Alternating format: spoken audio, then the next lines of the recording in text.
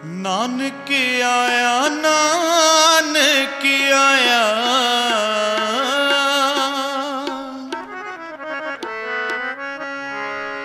नानक आया नानक आया कल तारण गुरु नानक आया कल तारण गुरु नानक आया नानक आया नानक आया नानक आया नानक आया कल तारण गुरु नानक आया कल तारण गुरु नानक आया कल तारण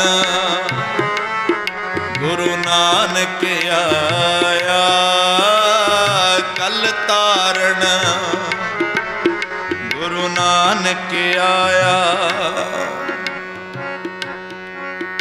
गुरु नानक आया गुरु नानक आया जपो जी गुरु नानक आया गुरु नानक आया गुरु नानक आया गुरु नानक आया गुरु नानक आया गुरु नानक आया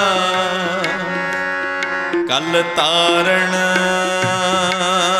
गुरु नानक आया कल तारण गुरु नानक आया। परम सत्कारयोग गुरु साहिबां दी हजूरी अंदर विराजमान समूह सिख संगतां आओ इक्के बार कहण ते फतेह दा जवाब फतेह च बख्शिश करो जी। वाहिगुरु जी का खालसा वाहिगुरु जी की फतेह। साडे समूह जथे वल्लों गुरुद्वारा साहिब दी प्रबंधक कमेटी वल्लों ग्रंथी साहिबान वल्लों सारियां संगतां नूं गुरु नानक साहिब जी दे प्रकाश पुर दी लख लख बधाई होवे जी। गुरु साहब ने बड़ी वड्डी रहमत कीती है आपां नूं ये समा बख्शिश कीता है ये सवास बख्शिश कीते ने गुरु ने ते ये सफले उदों हुंदे ने जदों आपां कोई गुरु दी गल सुणीए उदां सवास सफले नहीं हुंदे। जदों कोई चंगी गल सुनीए चंगी करिए फिर ये सवास सफले हुंदे है नहीं तो चंगी गल बंदा बहुत किते सुनदा नहीं ना करदा है। किते सोच के वेखीए जदों असी चार जाने खड़े हुन्ने आ ते साडे च गुरु दी गल हुंदी है कि नहीं हुंदी। जे तां गुरु दी गल हुंदी है फिर ते भाई सवास सफले हो रहे आखो सतनाम। जे गुरु की गल नहीं हैगी फिर वो तो दुनियावी गल्लां हो गई। तो महाराज कहते जे सवास सफले करने आ ना फिर गुरु की गल सुनिया कर ते गुरु की करया कर। जेकर सवास सफले करने आ गुरमत अनुसार अपना जीवन बदल। जदों कोई बंदा बीमार हो जाए अज दे समय की मैं गल करदा हाँ जदों कोई बंदा बीमार हो जाए तो डॉक्टर कहते आ भाई तैनू अपना आ चीज़ां कंट्रोल करनियां पैणियां ने। हाँ जी डॉक्टर कहते तैनू आ चीज़ां कंट्रोल करनियां पैणियां ने जे तू तंदुरुस्त होना है तो।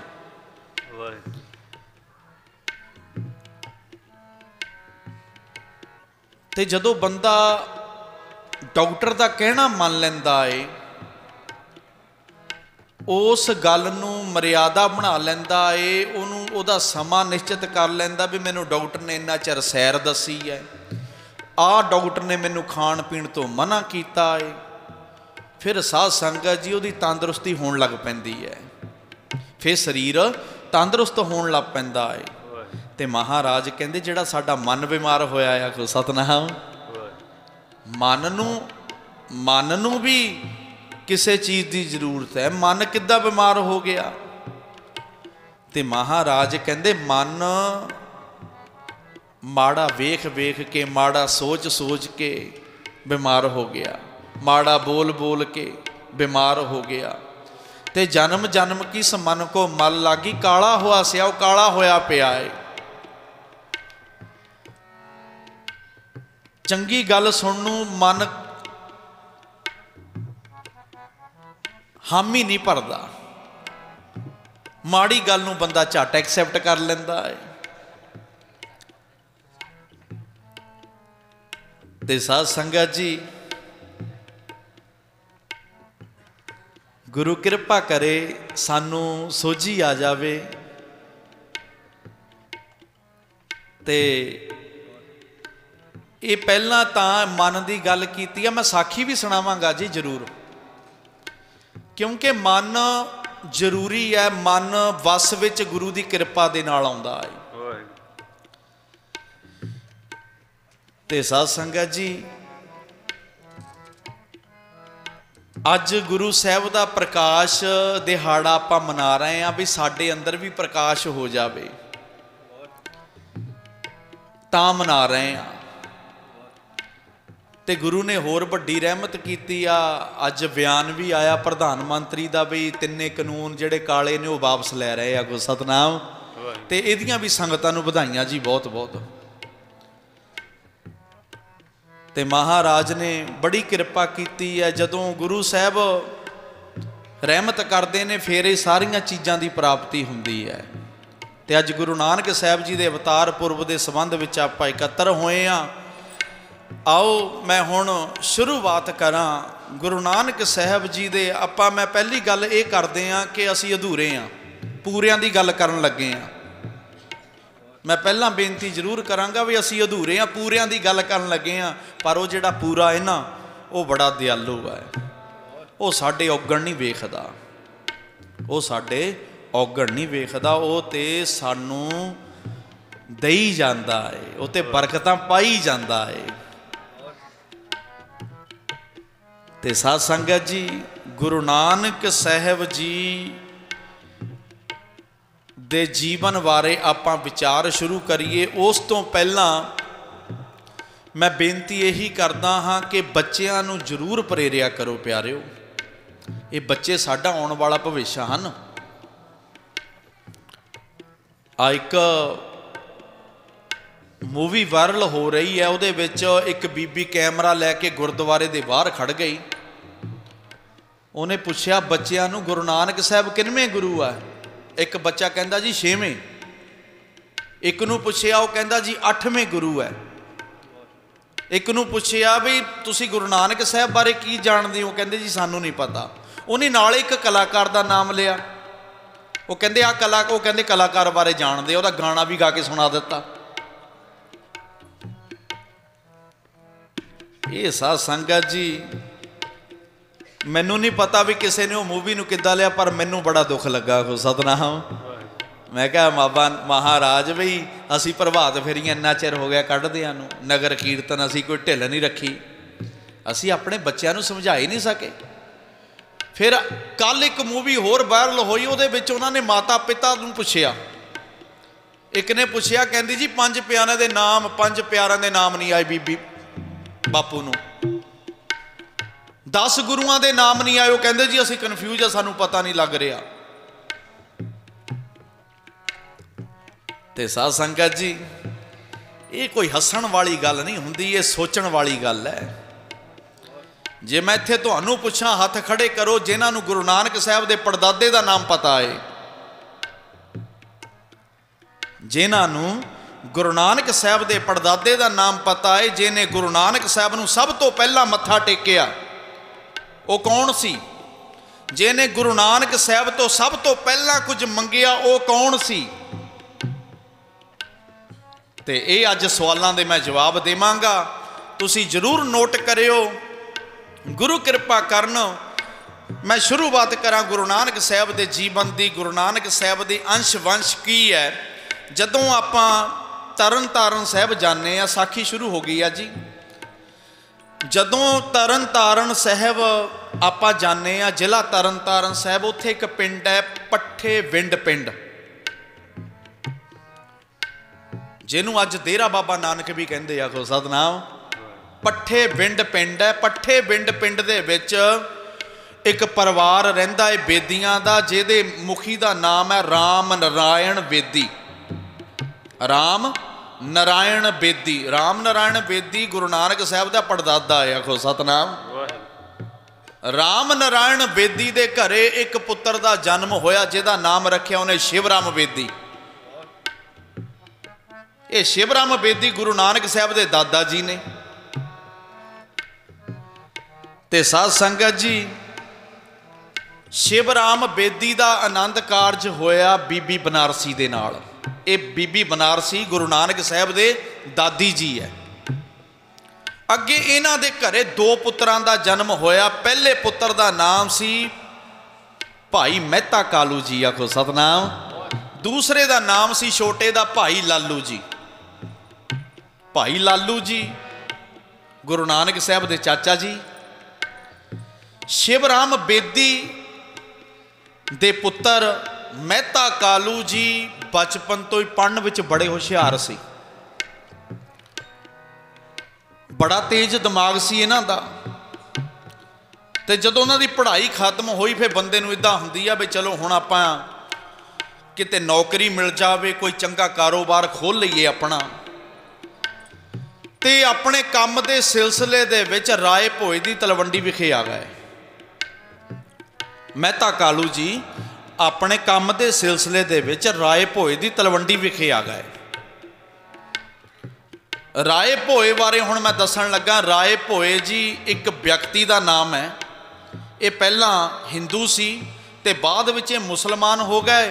ते इन्हां नूं इत्थे जमीन अलाट हुई। इस जमीन ते इन्हां ने एक पिंड बसाया, जिहदा नाम रखिया राय भोए दी तलवंडी, आखो सतनाम। राय भोए समय दे नाल चढ़ाई कर गया। उस तो बाद उस जमीन का हकदार, उस राय भोए की तलवंडी का हकदार, वह वारस, वह पुत्र राय बुलार बन गया। राय बुलार की दोस्ती बड़ी सी श्री मेहता कालू जी दे नाल। ते इत्थे इन्हां ने अपना पटवारी का काम शुरू किया, श्री मेहता कालू जी ने। ते साध संगत जी, तरक्कियां हुंदियां गईयां। दिमाग दे बड़े तेज सी ते माया भी बड़ी आउण लग पई घर दे विच। ते किसी गल की कमी नहीं रही। जवान सी ते शिवराम, बाबा शिवराम जी हुणां ने सोचिया कि हुण पुत्र का विआह कर दिता जाए। फिर इन्हां ने पाकिस्तान का एक पिंड है, पिंड चाहल। पिंड चाहल दे बसनीक सन भाई रामा जी ते बीबी सबराई जी। उन्हां दी सपुत्री सी माता तृप्ता जी, आखो सतनाम। माता तृप्ता जी दे अगे होर एक भैन सी जिहदा नाम सी बीबी लखो, ते एक भरा सी जिहदा नाम सी भाई कृष्णा। ये तीन भैन भरा सन। ते जिन्हां विचों वड्डे सन माता तृप्ता जी। माता तृप्ता जी दा आनंद कारज श्री मेहता कालू जी दे नाल राय भोए दी तलवंडी विखे होया, को सतनाम। राय भोए दी तलवंडी विखे विआह के आए चाल पिंड तो।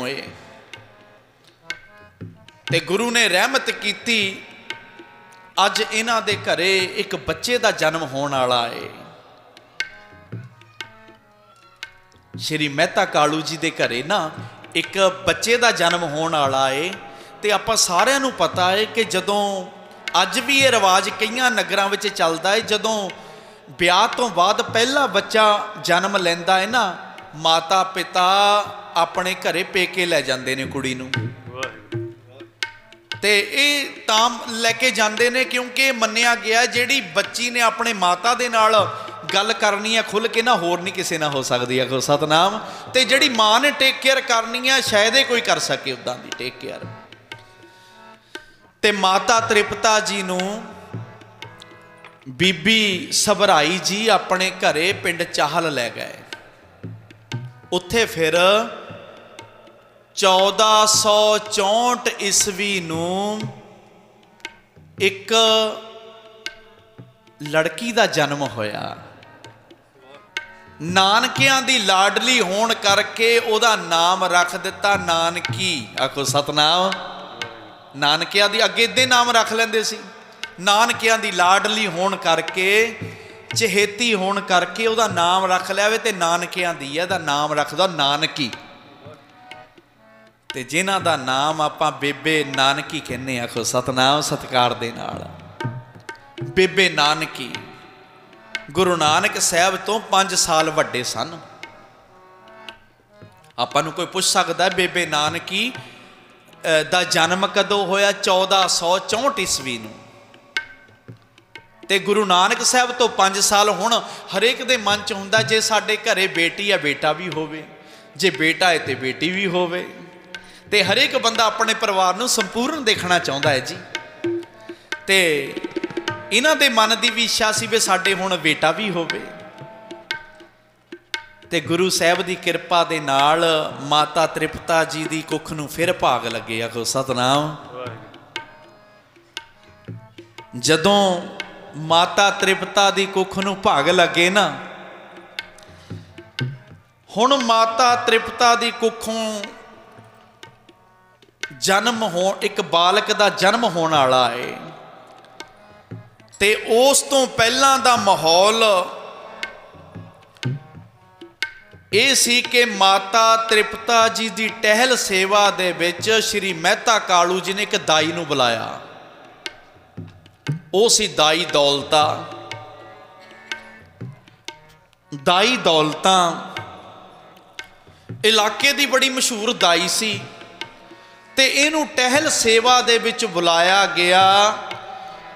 रोजाना आना इन्हें माता तृप्ता जी की सेवा करनी।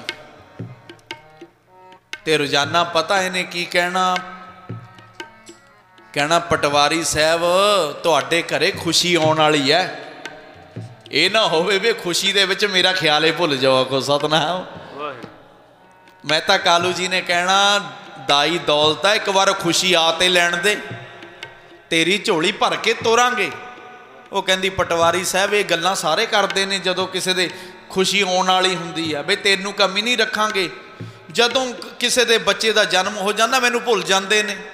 तो मैनू तो सूट भी पुराने दिंदे अपने लायो। आखो सतनाम। ते दौलता मेरा नाम घरदियां ने रखिया पर मेरे तो दौलत कोई नहीं हैगी। इनू आपां एक किस्म की तृष्णा भी कह सकते हैं। साध संगत जी, तृष्णा बिरले ही की बूझी है। बिरलियां दी बुझदी है तृष्णा। वड्डे वड्डे इत्थे अहुदेदार ने जिन्हां दी तृष्णा नहीं बुझदी। साइकिल वाला कहंदा मेरे कोल सोहनी कार होवे, कार वाला कहंदा मेरी हवा च उडार होवे। ते देख के जहाज वल वटदा है घूरियां आसा कदे बंदे दियां हुंदियां नहीं पूरियां। कल्प दा बथेरा पर रहिंदियां अधूरियां। कल्पन दे नाल कुछ नहीं बनदा। आसा ते साध संगत जी जेकर बाणी दे मुताबक सबर आ जाए ना फिर ही बंदा रजदा है। आखो सतनाम। संतोख बिना संतोख नहीं को रज है। संतोख मंगीए गुरु तो, नहीं तो रजदा ते बंदा कदी भी नहीं हैगा। अपनी तो गल्ले बड़ी छोटी जी है। जे आप देखिए भी जेड़े देशों के बिजनेसमैन ने वो अपने किते अहुदे छड्डदे ने किते। किन्ना क बंदा खा लवेगा, किन्ना क कर लवेगा। आखिर एक ना एक दिन साह खत्म होने ने। इस गल नूं नहीं अप्रोच करते भी एक ना एक दिन प्यारिया साह खत्म होने ने, जाना है ये दुनिया छड्ड के। कुछ चंगा कर चलीए किसी दे असीस दे पात्र बणीए। आखो सतनाम। ते साध संगत जी मेरी बेनती है असीस दे पात्र बनो। किसी लिए माड़ा ना करो। ये सानू बाबे की बाणी कह रही है। किसी लिए माड़ा ना सोचो। सदा लई दुनिया च रहण आए। दुनिया बिच पराउणा महाराज कहंदे दावा छड्ड रहे ला दावे। दुनिया च तां पराउणे आ ते पराउणा पता ही है बई 2-4 दिन का मेहमान हुंदा है। आखो सतनाम। ते साध संगत जी ये दाई दौलतां ने कहना जी पटवारी साहब मेरा ख्याल रखियो। उन्होंने कहना दाई दौलता एक बार खुशी आते लैण दे, तेरी झोली भर के तोरांगे, फिक्र ना कर, तेनू किसी गल की कमी नहीं रहन देंदे। अज वो समा आ गया 1469 ईस्वी आ गई। 1469 ईस्वी नूं जिथे गुरु नानक साहब जी का प्रकाश होना सी ना, उत्थे एक चौमुखिया दीवा हुंदा, एक 8 मुखिया दीवा हुंदा। अगे रोशनियां दे प्रबंध इस तरह किए जाते सी। अज तो टैक्नोलॉजी चेंज हो गई है ना समय मुताबक। उदों जो छोटा पहला एक मूँह वाला दीवा हुंदा सी, फिर 2 मूँह वाला, फिर चौमुखिया, फिर 8 मुखिया। 8 मुखिया दीवा उस कमरे विच जग रहा सी ते उहदा सारे कमरे च प्रकाश सी। ते इतिहास विच आउंदा है कि जदों गुरु नानक साहब दा प्रकाश होया ना, वो 8 मुखिए दीवे दी रोशनी भी फिक्की पै गई। आखो सतनाम। नानक आया, नानक आया, नानक आया, नानक आया, कल तारन गुरु नानक आया, कल तारन गुरु नानक आया, कल तारन गुरु नानक आया, कल तारन गुरु नानक आया, कल तारन गुरु नानक आया, गुरु नानक आया, गुरु नानक आया, गुरु नानक आया, गुरु नानक आया, कल तारन गुरु नानक आया, कल तारन गुरु नानक आया, कल तारन गुरु नानक आया, तारन गुरु नानक आया। गुरु नानक साहब दा प्रकाश होया, वो 8 मुखिए दीवे दी लाइट भी फिक्की पै गई महाराज दे चेहरे दे सामने। ते साध संगत जी सब तो पहले दीदारे किने कीते? दाई दौलतां ने। आखो सतनाम। जे तुहानू कोई पुछ लवे बच्चों नू बई गुरु नानक साहब दे पहले दर्शन किने कीते? दाई दौलतां ने। निहाल हो गई जेड़ी दुनियावी भुख सी ना, दर्शना करके ही मिट गई। आखो सतनाम। क्योंकि साध संगत जी तन मन होए निहाल, जां गुर देखा सामने। महाराज दे चेहरे ते इन्ना नूर सी ना, भुखा खत्म हो जानियां सी वेख के ही। दाई दौलतां ने आके बाहर खबर दिती ते खुशियां दे नगारे वज उठे। खुशियां दे नगारे बज उठे ते बधाइयां देण वालियां दी लाइनां श्री मेहता कालू जी दे घरे लग गईयां।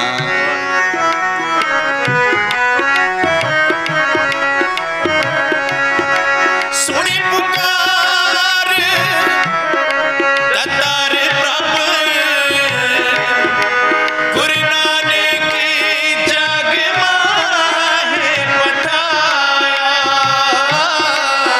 नानक जग माहे पठाया, चरण धोए रहरास करे,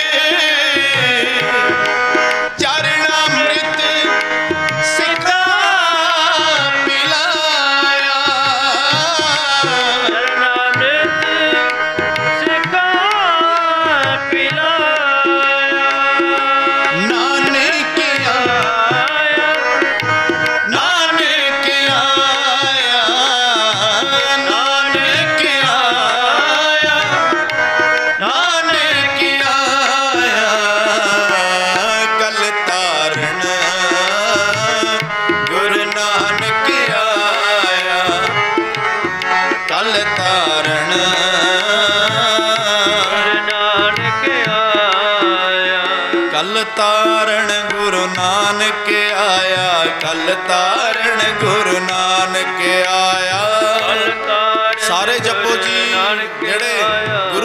प्रेम करते सारे बोलो प्यारे। कल तारण गुरु नानक आया, कल तारण गुरु नानक आया, कल तारण गुरु नानक आया, कल तारण गुरु नानक आया, गुरु नानक आया, गुरु नानक आया, गुरु नानक आया, गुरु नानक आया, गुरु नानक आया, गुरु नानक आया, गुरु नानक आया, गुरु नानक आया। ते साध संगत जी मेरी बेनती है ਵੱਧ ਚੜ ਕੇ ਬੋਲਿਆ ਕਰੋ ਸ਼ਬਦ ਦੇ ਵਿੱਚ। ਜੇ ਨਹੀਂ ਉਹਨੂੰ ਧੰਨ ਕਿਹਾ, ਜੇ ਨਹੀਂ ਉਹਨੂੰ ਧੰਨ ਕਿਹਾ, ਤਿੰਨ ਜਮ ਨੇੜ ਨਾ ਆਇਆ, ਰਾਮ ਉਹਦੇ ਜਮ ਵੀ ਨੇੜ ਨਹੀਂ ਆਉਂਦਾ। ਆਖੋ ਸਤਨਾਮ। ਜਿਹੜੇ ਗੁਰੂ ਨਾਨਕ ਸਾਹਿਬ ਨੂੰ ਧੰਨ ਕਹਿੰਦੇ ਆ। ਲਾਹੇ ਕੋ ਤੂੰ ਢੀਲਾ ਢੀਲਾ, ਗੁਰੂ ਸਾਹਿਬ ਕਹਿੰਦੇ ਰੇ ਮੂੜੇ ਲਾਹੇ ਕੋ ਤੂੰ ਢੀਲਾ ਢੀਲਾ। ਜਦੋਂ ਲਾਹਾ ਉੱਥੇ ਬੜਾ ਢਿੱਲੇ ਚੱਲਦੇ ਆਂ ਅਸੀਂ। ਟੋਟੇ ਕੋ ਵੇਗ ਧਾਇਆ, ਜਿੱਥੇ ਟੋਟਾ ਏ ਲਾਵੇ ਕੋਈ ਨਹੀਂ, ਉੱਥੇ ਤਾਂ ਸਮਾਂ ਹੀ ਨਹੀਂ ਲਾਉਂਦਾ ਵੇਗ, ਸਮਾਂ ਹੀ ਨਹੀਂ ਲਾਉਂਦਾ ਮਾੜਾ ਵੀ। ਵਿਆਹਾਂ ਦੇ ਵਿੱਚ ਮੈਂ ਵੇਖਿਆ ਪਿੰਡਾਂ ਦੇ ਵਿੱਚ ਗਾਉਣ ਬਿਠਾਉਂਦੇ ਆ ਜਦੋਂ ਨਾ, ਆ ਬੀਬੀਆਂ ਦੀ ਦੂਜੇ ਦੂਜੇ ਪਿੰਡ ਤੱਕ ਆਵਾਜ਼ ਜਾਂਦੀ ਹੁੰਦੀ ਹੈ। ਇੱਥੇ ਬੜਾ ਮਿਹਨਤਾਂ ਕਰਨੀਆਂ ਪੈਣੀਆਂ, ਬੀਬੀਓ ਬੋਲੋ, ਭਾਈਓ ਬੋਲੋ। ਤੇ ਇਸ ਗੱਲ ਨੂੰ ਅਸੀਂ ਸ਼ਹਿਰ ਦੇ ਵਿੱਚ ਵੀ ਕੀਰਤਨ ਕਰੀਦਾ ਹੈ। ਵੀ ਸ਼ਹਿਰਾਂ ਦੇ ਵਿੱਚ ਪਤਾ ਨਹੀਂ ਕੀ ਗੱਲ ਹੈ, ਉਹ ਇੰਨਾ ਸ਼ਬਦ ਦੇ ਵਿੱਚ ਵੱਧ ਚੜ ਕੇ ਬੋਲਦੇ। ਮੈਂ ਕਿਹਾ ਇਹ ਤਾਂ ਮਹਾਂਪੁਰਖਾਂ ਦਾ ਪਿੰਡ ਹੈ। ਆਖੋ ਸਤਨਾਮ। ਇੱਥੇ ਤਾਂ ਸਾਧ ਸੰਗਤ ਜੀ ਗੁਰੂ ਨੇ ਬੜੀ ਰਹਿਮਤ ਕੀਤੀ ਹੈ। ਜਿਸ ਨਗਰ ਦੇ ਵਿੱਚ ਮਹਾਂਪੁਰਖਾਂ ਦਾ ਵਾਸਾ ਹੋਵੇ, ਉੱਥੇ ਤਾਂ ਸੰਗਤ ਤੇ ਕਿਰਪਾ ਹੋਣੀ ਚਾਹੀਦੀ ਹੈ। ਧੰਨ ਕਹੋ ਗੁਰੂ ਨਾਨਕ ਸਾਹਿਬ ਜੀ ਨੂੰ। ਤੇ ਸਾਧ ਸੰਗਤ ਜੀ ਢਿੱਲ ਨਾ ਕਰਿਆ ਕਰੋ, ਇਹੀ ਸਮਾਂ ਏ। ਇਹ ਸਮਾਂ ਕੱਲ ਨੂੰ ਨਹੀਂ ਮਿਲਣਾ, ਅੱਜੇ ਮਿਲਿਆ ਏ।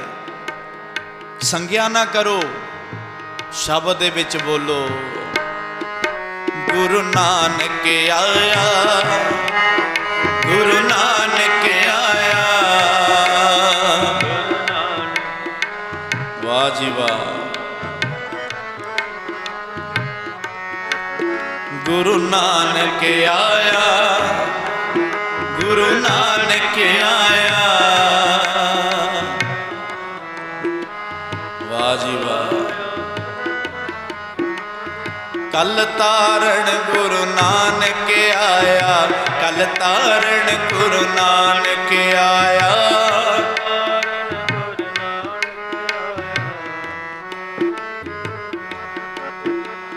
ਕਲ ਤਾਰਨ, ਕਲ ਤਾਰਨ ਗੁਰੂ ਨਾਨਕ ਆਇਆ, ਗੁਰੂ ਨਾਨਕ ਆਇਆ। ਜਪੋ ਜੀ ਗੁਰੂ ਨਾਨਕ ਆਇਆ, ਗੁਰੂ ਨਾਨਕ ਆਇਆ, ਗੁਰੂ ਨਾਨਕ ਆਇਆ, ਗੁਰੂ ਨਾਨਕ ਆਇਆ। ਤੇ ਸਾਧ ਸੰਗਤ ਜੀ ਚਾਰੇ ਪਾਸੇ ਨਗਾਰੇ ਵੱਜਣ ਲੱਗ ਪਏ ਖੁਸ਼ੀਆਂ ਦੇ। ਜਦੋਂ ਗੁਰੂ ਨਾਨਕ ਸਾਹਿਬ ਜੀ ਦਾ ਪ੍ਰਕਾਸ਼ ਹੋਇਆ ਤੇ ਮਹਿਤਾ ਕਾਲੂ ਜੀ ਦੇ ਘਰੇ ਵਧਾਈਆਂ ਦੇਣ ਵਾਲਿਆਂ ਦੀ ਲਾਈਨਾਂ ਲੱਗ ਗਈਆਂ। ਖੁਸ਼ੀਆਂ ਹੀ ਖੁਸ਼ੀਆਂ ਚਾਰੇ ਪਾਸੇ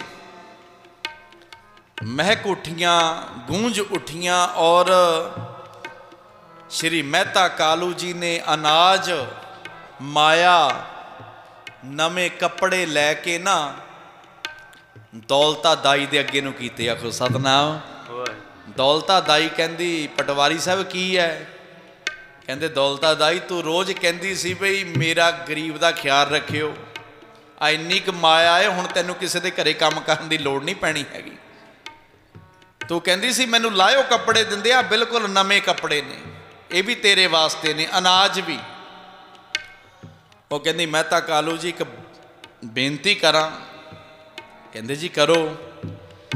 ਕਹਿੰਦੀ ਜੀ ਸੈਂਕੜੇ ਬੱਚਿਆਂ ਦਾ ਜਨਮ ਮੇਰੇ ਹੱਥੀਂ ਹੋਇਆ, ਸੈਂਕੜੇ ਬੱਚਿਆਂ ਦਾ। ਆ ਨਾਲ ਦੇ ਪਿੰਡਾਂ ਦੇ ਵਿੱਚ ਵੀ ਜਦੋਂ ਕਿਸੇ ਦੇ ਘਰੇ ਬੱਚੇ ਦਾ ਜਨਮ ਹੋਣਾ ਮੈਨੂੰ ਲੈ ਕੇ ਜਾਂਦੇ ਨੇ। ਤੇ ਜਦੋਂ ਬੱਚੇ ਦਾ ਜਨਮ ਹੁੰਦਾ, ਬੱਚੇ ਰੋਂਦੇ ਆਉਂਦੇ ਨੇ, ਰੋਂਦੇ। ਪਰ ਜਦੋਂ ਤੇਰੇ ਪੁੱਤਰ ਦਾ ਜਨਮ ਹੋਇਆ ਤੇ ਹੱਸਦਾ ਹੀ ਆਇਆ। ਆਖੋ ਸਤਨਾਮ ਵਾਹਿਗੁਰੂ। ਇਹ ਤੇ ਹੱਸਦਾ ਹੀ ਆਇਆ ਏ। ਜਦੋਂ ਉਹਦੇ ਚਿਹਰੇ ਦੇ ਦਰਸ਼ਨ ਕੀਤੇ ਤਾਂ ਮੇਰੀਆਂ ਤਾਂ ਭੁੱਖਾਂ ਲੈ ਗਈਆਂ ਸਾਰੀਆਂ। ਆ ਜਿਹੜੀ ਤੇਰੇ ਹੱਥ 'ਚ ਦੌਲਤ ਹੈ ਨਾ, ਇਹ ਮੈਨੂੰ ਹੁਣ ਚੰਗੀ ਨਹੀਂ ਲੱਗ ਰਹੀ। ਮੈਨੂੰ ਲੱਗ ਰਿਹਾ ਇਹ ਚੀਜ਼ ਨਾਸਵਾਨ ਹੈ, ਅਸਲੀ ਦੌਲਤ ਕੁਝ ਹੋਰ ਹੈ। ਆਖੋ ਸਤਨਾਮ। ਅਸਲੀ ਦੌਲਤ ਕੁਝ ਹੋਰ ਹੈ, ਉਹ ਹੈ ਨਾਮ ਧਨ ਖੱਟਿਆਂ ਕਦੇ ਟੋਟ ਨਾ ਆਵੇ। ਤੇ ਮੇਰਾ ਨਾਮ ਦੌਲਤਾ ਜ਼ਰੂਰ ਸੀ, ਪਰ ਮੇਰੇ ਕੋਲ ਦੌਲਤ ਨਹੀਂ ਸੀ ਕੋਈ। ਜਦ ਦੇ ਮੈਂ ਤੇਰੇ ਪੁੱਤਰ ਦੇ ਦਰਸ਼ਨ ਕੀਤੇ, ਇਹ ਦੌਲਤ ਦੀ ਮੇਰੀ ਭੁੱਖ ਮਰ ਗਈ ਹੈ। ਤੇ ਮੈਨੂੰ ਇਹ ਵੀ ਇੰਜ ਲੱਗਦਾ ਏ ਕਿ ਮੇਰੇ ਘਰ 'ਚ ਵੀ ਜਿਹੜੇ 2-4 ਟਕੇ ਨੇ, ਮੈਂ ਲਿਆ ਕੇ ਤੇਰੇ ਪੁੱਤਰ ਦੇ ਚਰਨਾਂ 'ਚ ਰੱਖਦੇ ਆ। ਮਹਿਤਾ ਕਾਲੂ ਜੀ ਜੋ ਉਹ ਗੱਲਾਂ ਕਰ ਰਹੀ ਸਨ, ਕਹਿ ਲਓ ਵੀ ਉਹਨਾਂ ਦੇ ਉੱਤੇ ਦੀ ਲੰਘ ਰਹੀਆਂ ਸਨ। ਆਖੋ ਸਤਨਾਮ। ਉਹ ਨਹੀਂ ਸੀ ਸਮਝ ਰਹੇ। ਤੇ ਸਾਧ ਸੰਗਤ ਜੀ, ਮੈਂ ਵੇਖਿਆ ਅਸੀਂ ਮਹਾਂਪੁਰਖਾਂ ਦੇ ਨਾਲ ਬਚਪਨ ਤੋਂ ਰਹੇ ਹਾਂ। ਮਹਾਂਪੁਰਖਾਂ, ਸਤਿਪੁਰਖਾਂ ਦਾ ਲਾਹਾ ਇੱਕ ਪਰਿਵਾਰ ਨਹੀਂ ਲੈ ਸਕਦਾ। ਥੋੜੇ ਕੀਤੇ, ਇੱਕ ਨਗਰ ਦੇ ਤੇ ਇੱਕ ਯਾਰ ਦੋਸਤ। ਆਖੋ ਸਤਨਾਮ। ਕੋਈ ਵਿਰਲਾ ਏ ਤੇ ਬਾਜ ਵੇਲੇ ਇਲਾਕਾ ਫਾਇਦਾ ਲੈ ਜਾਂਦਾ ਏ। ਬਹੁਤ ਸਾਰੇ ਮਹਾਂਪੁਰਖ ਇੱਦਾਂ ਦੇ ਹੋਏ ਨੇ ਆਪਣੇ ਇਲਾਕੇ ਦੇ ਵਿੱਚ ਵੀ, ਬੜੇ ਉੱਚ ਕੋਟੀ ਦੇ ਨਾਮ ਰਸੀਏ ਮਹਾਂਪੁਰਖ ਹੋਏ ਨੇ, ਜਿਨ੍ਹਾਂ ਦਾ ਬਾਅਦ ਵਿੱਚ ਪਤਾ ਚੱਲਿਆ ਵੀ ਹਾਂ ਇੰਨੀ ਬੰਦਗੀ ਸੀ ਇਹਨਾਂ ਦੀ। ਆਖੋ ਸਤਨਾਮ। ਤੇ ਅਸੀਂ ਤਾਂ ਸਮਝਦੇ ਹੋਰ ਕੁਝ ਰਿਹਾ, ਅਸੀਂ ਤਾਂ ਨਾਮ ਲੈ ਲੈ ਬੁਲਾਉਂਦੇ ਰਹੇ ਮਹਾਂਪੁਰਖਾਂ ਨੂੰ। ਤੇ ਸਾਧ ਸੰਗਤ ਜੀ, ਕਮਾਈ ਬੋਲਿਆ ਕਰਦੀ ਹੈ ਮਹਾਂਪੁਰਖਾਂ ਦੀ। ਔਰ ਜਦੋਂ ਮਹਿਤਾ ਕਾਲੂ ਜੀ ਸੋਚਿਆ ਵੀ ਇੱਕ ਨਵ ਜੰਮਿਆ ਬੱਚਾ ਕੀ ਕਿਸੇ ਨੂੰ ਦੇ ਸਕਦਾ ਹੈ। ਚਲੋ ਖੈਰ, ਦਾਈ ਦੌਲਤਾਂ ਦਾ ਉਹਨਾਂ ਨੇ ਸਤਿਕਾਰ ਕੀਤਾ ਔਰ ਅੱਗੇ ਗੁਰੂ ਸਾਹਿਬ ਜੀ ਦਾ ਬਚਪਨ ਸ਼ੁਰੂ ਹੋਇਆ। ਮੈਂ ਪਹਿਲਾਂ ਬੇਨਤੀ ਕੀਤੀ ਸੀ ਸ਼ੁਰੂਆਤ ਦੇ ਵਿੱਚ ਕਿ ਸਭ ਤੋਂ ਪਹਿਲਾਂ ਗੁਰੂ ਨਾਨਕ ਦੇਵ ਜੀ ਨੂੰ ਮੱਥਾ ਕਿਹਨੇ ਟੇਕਿਆ। ਆਖੋ ਸਤਨਾਮ। ਮੱਥਾ ਕਿਹਨੇ ਟੇਕਿਆ? ਤੇ ਗੁਰੂ ਨਾਨਕ ਸਾਹਿਬ ਜੀ ਨੂੰ ਸਭ ਤੋਂ ਪਹਿਲਾਂ ਮੱਥਾ ਉਹਨਾਂ ਦਾ ਜਿਹੜਾ ਕੁਲ ਪੁਰੋਹਿਤ ਸੀ, ਪੰਡਤ ਹਰਿਦਾਸ। ਆਖੋ ਸਤਨਾਮ। ਉਹਨੇ ਮੱਥਾ ਟੇਕਿਆ ਗੁਰੂ ਨਾਨਕ ਸਾਹਿਬ ਜੀ ਨੂੰ ਪਹਿਲਾਂ। ਉਹਨੇ ਕਿਉਂ ਮੱਥਾ ਟੇਕਿਆ? ਜਦੋਂ ਗੁਰੂ ਨਾਨਕ ਸਾਹਿਬ ਸਿਰਫ 5 ਘੰਟਿਆਂ ਦੇ ਹੋਏ ਸਨ ਨਾ, 5 ਘੰਟਿਆਂ ਦੇ, ਤੇ ਉਹਨਾਂ ਦੇ ਰਿਵਾਜ ਸੀ ਉਹ ਪੱਤਰੀ ਖਿਲਾਉਂਦੇ ਸੀ। ਤੇ ਜਿਹੜਾ ਬੜਾ ਵਿਦਵਾਨ ਸੀ, ਜੋਤਿਸ਼ ਵਿਦਿਆ ਦਾ ਬੜਾ ਜਾਣੂ ਸੀ ਇਹ ਬੰਦਾ। ਮੈਂ ਇਦਾਂ ਨਹੀਂ ਕਹਿੰਦਾ ਵੀ ਤੁਸੀਂ ਜੋਸ਼ ਦੇ ਮਗਲ ਲੱਗੋ, ਨਹੀਂ ਪਿਆਰਿਓ। ਜਿਹੜਾ ਇਤਿਹਾਸ ਸਾਡਾ ਕਹਿ ਰਿਹਾ ਨਾ, ਉਹਨਾਂ ਨੇ ਆਪਣੇ ਹਿੰਦੂ ਮਤ ਦੇ ਅਨੁਸਾਰ ਉਹਨਾਂ ਦਾ ਕੁੱਲ ਪੁਰੋਹਿਤ ਸੀ ਪੰਡਤ ਹਰਦਾਸ, ਤੇ ਬੜਾ ਵਿਦਵਾਨ ਸੀ। ਉਹਨੇ ਮਹਾਰਾਜ ਜੀ ਦੀ ਪੱਤਰੀ ਵਾਚੀ। ਜਦੋਂ ਪੱਤਰੀ ਵਾਚੀ ਨਾ, ਪੱਤਰੀ ਵਾਚ ਕੇ ਕਹਿੰਦਾ ਇਹ ਤੇ ਕੋਈ ਅਵਤਾਰੀ ਪੁਰਸ਼। ਆਖੋ ਸਤਨਾਮ। ਇਹਨੂੰ ਤੇ ਪਹਾੜ ਵੀ ਰਸਤਾ ਦਿਆ ਕਰਨਗੇ, ਇਹਨੂੰ ਤੇ ਸਮੁੰਦਰ ਨਦੀਆਂ ਵੀ ਰਸਤਾ ਦਿਆ ਕਰਨਗੀਆਂ। ਇਹ ਕੋਈ ਪੈਗੰਬਰ ਆਇਆ ਹੈ ਮਹਿਤਾ ਕਾਲੂ ਜੀ ਦੇ ਘਰੇ, ਤੇ ਸਭ ਤੋਂ ਪਹਿਲੀ ਨਮਸਕਾਰ ਉਹਨੇ ਕੀਤੀ ਤੇ ਸਭ ਤੋਂ ਪਹਿਲੀ ਮੰਗ ਇੱਛਾ ਵੀ ਉਹਨੇ ਹੀ ਮੰਗੀ। ਉਹ ਕੀ ਸੀ? ਕਹਿੰਦਾ ਮਹਾਰਾਜ ਮੇਰੀ ਉਮਰ ਵਡੇਰੀ ਹੋ ਗਈ ਹੈ। ਹਰਦਾਸ ਪੰਡਤ ਨੇ ਕਿਹਾ, ਅਰਦਾਸ ਕੀਤੀ ਗੁਰੂ ਸਾਹਿਬ ਅੱਗੇ, ਕਹਿੰਦਾ ਮਹਾਰਾਜ ਮੇਰੀ ਉਮਰ ਵਡੇਰੀ ਹੋ ਗਈ ਹੈ ਤੇ ਮੈਂ ਚਾਹੁੰਦਾ ਮੈਨੂੰ ਸਵਾਸ ਹੋਰ ਬਖਸ਼ੋ। ਮੈਂ ਤੁਹਾਨੂੰ ਬਚਨ ਕਰਦਿਆਂ ਨੂੰ ਸੁਣਨਾ ਚਾਹੁੰਦਾ ਹਾਂ। ਕੋ ਸਤਨਾਮ। ਤੁਸੀਂ ਮੇਰੇ ਨਾਲ ਬਚਨ ਕਰੋ ਤੇ ਮੇਰਾ ਭਲਾ ਹੋ ਜਾਵੇ। ਇਹ ਉਹਨੇ ਮੰਗ ਰੱਖੀ ਸੀ। ਤੇ ਸਾਧ ਸੰਗਤ ਜੀ, ਉਹਦੀ ਮੰਗ ਫਿਰ ਗੁਰੂ ਨਾਨਕ ਦੇਵ ਜੀ ਨੇ, ਆਪਾਂ ਪੜ੍ਹਦੇ ਹਾਂ ਨਾ, ਇੱਛਾ ਪੂਰਕ ਸਰਬ ਸੁਖ ਦਾਤਾ ਹਰ ਜਾਂ ਕੇ ਵਸ ਹੈ ਕਾਮ ਧੇਨਾ। ਤੇ ਸਾਧ ਸੰਗਤ ਜੀ, ਇੱਛਾ ਪੂਰਦਾ ਏ। ਉਹ ਜਿਹੜਾ ਅਕਾਲ ਪੁਰਖ ਹੈ ਨਾ, ਉਹ ਸਾਰਿਆਂ ਦੀਆਂ ਇੱਛਾ ਪੂਰੀਆਂ ਕਰਦਾ ਏ। ਕਰ ਸੇਵਾ ਸੇਵਕ ਪ੍ਰਭ ਆਪਣੇ, ਜਿਨ ਮਨ ਕੀ ਇੱਛ ਪੁਜਾਈ। ਮਨ ਕੀਆਂ ਇੱਛਾ ਪੂਰੀਆਂ ਜਾਂ ਪਾਇਆ ਅਗਮ ਅਪਾਰਾ। ਮਨ ਕੀਆਂ ਇੱਛਾ ਪੂਰੀਆਂ ਪਾਇਆ ਧੁਰ ਸੰਜੋਗ। ਤੇ ਸਾਧ ਸੰਗਤ ਜੀ ਕਹਿੰਦਾ ਜੀ ਮੇਰੀ ਇੱਛਾ ਪੂਰੀ ਕਰੋ, ਜਦ ਤੁਸੀਂ ਬੋਲਣ ਲੱਗ ਪੋਗੇ ਮੈਂ ਤੁਹਾਡੇ ਮੁਖ ਤੋਂ ਉਪਦੇਸ਼ ਸੁਣਾ ਤੇ ਮੇਰਾ ਭਲਾ ਹੋ ਜਾਵੇ। ਤੇ ਗੁਰੂ ਨਾਨਕ ਸਾਹਿਬ ਜੀ ਨੇ ਨਾ ਫਿਰ ਉਹਦਾ ਭਲਾ ਕੀਤਾ। ਜਦੋਂ 9 ਸਾਲ ਦੀ ਉਮਰ ਦੇ ਵਿੱਚ ਪੰਡਤ ਹਰਦਾਸ ਹੀ ਗੁਰੂ ਨਾਨਕ ਸਾਹਿਬ ਦੇ ਜਨੇਊ ਪਾਉਣ ਆਇਆ ਸੀ। ਆਖੋ ਸਤਨਾਮ। ਉਸ ਤੋਂ ਪਹਿਲਾਂ ਦੀ ਜਿਹੜੀ ਕਹਾਣੀ ਇਹ ਹੈ, ਉਸ ਤੋਂ ਪਹਿਲਾਂ ਦਾ ਜਿਹੜਾ ਇਤਿਹਾਸ ਇਹ ਹੈ ਕਿ ਜਦੋਂ ਗੁਰੂ ਨਾਨਕ ਸਾਹਿਬ ਜੀ ਥੋੜੇ ਜਿਹੇ ਵੱਡੇ ਹੋਏ ਨਾ, 7 ਸਾਲ ਦੇ ਹੋਏ, ਬੱਚੇ ਖੇਡਦੇ ਫਿਰਦੇ ਨੇ, ਸਾਰਿਆਂ ਨੂੰ ਪਤਾ ਹੈ, ਗਲੀਆਂ ਦੇ ਵਿੱਚ ਘੁੰਮਦੇ ਫਿਰਦੇ ਆ ਬੱਚੇ, ਖਿਡੌਣੇ ਵਾਲਾ ਅੱਜ ਵੀ ਉਹਦੇ ਮਗਰ ਹੋ ਤੁਰਦੇ ਆ, ਮਠਿਆਈਆਂ ਦੀ ਮੰਗ ਕਰਦੇ ਆ, ਤਰ੍ਹਾਂ ਤਰ੍ਹਾਂ ਦੀਆਂ ਚੀਜ਼ਾਂ ਦੀ ਮੰਗ ਕਰਦੇ ਆ। ਤੇ ਗੁਰੂ ਨਾਨਕ ਸਾਹਿਬ ਕਿਸੇ ਵੀ ਚੀਜ਼ ਦੀ ਮੰਗ ਨਹੀਂ ਸੀ ਕਰਿਆ ਕਰਦੇ, ਇਤਿਹਾਸ ਵਿੱਚ ਆਉਂਦਾ ਹੈ। ਤੇ ਮਾਤਾ ਤ੍ਰਿਪਤਾ ਜੀ ਨੇ ਕਹਿਣਾ, ਪੁੱਤਰਾ ਜਾ ਤੇਰੇ ਹਾਣੀ ਖੇਡਦੇ ਆ, ਤੂੰ ਵੀ ਖੇਡਿਆ ਜਾ ਕੇ। ਤੇ ਮਹਾਰਾਜ ਜੀ ਆਪਣੇ ਕਮਰੇ 'ਚ ਬੈਠੇ ਰਹਿੰਦੇ ਸੀ ਤੇ ਗੁਰੂ ਸਾਹਿਬ ਨਹੀਂ ਸੀ ਖੇਡਣ ਜਾਂਦੇ ਬਹੁਤਾ। ਤੇ ਉਹਨਾਂ ਨੇ ਆਪਣੇ ਪਤੀ ਸ਼੍ਰੀ ਮਹਿਤਾ ਕਾਲੂ ਜੀ ਨੂੰ ਕਿਹਾ, ਕਹਿਣ ਲੱਗੇ ਬਈ ਸੁਆਮੀ ਜਿਹੜਾ ਆਪਣਾ ਪੁੱਤਰ ਹੈ ਨਾਨਕ, ਮੈਨੂੰ ਇੱਦਾਂ ਲੱਗਦਾ ਬਿਮਾਰ ਹੈ। ਆਖੋ ਸਤਨਾਮ। ਉਹ ਕਹਿੰਦੇ ਭਗਵਾਨ ਨੇ ਤੂੰ ਐਵੇਂ ਫਿਕਰ ਕਰਦੀ ਰਹਿੰਦੀ ਆ, ਨਾਨਕ ਨੂੰ ਕੀ ਠੀਕ ਹੈ? ਬਿਲਕੁਲ।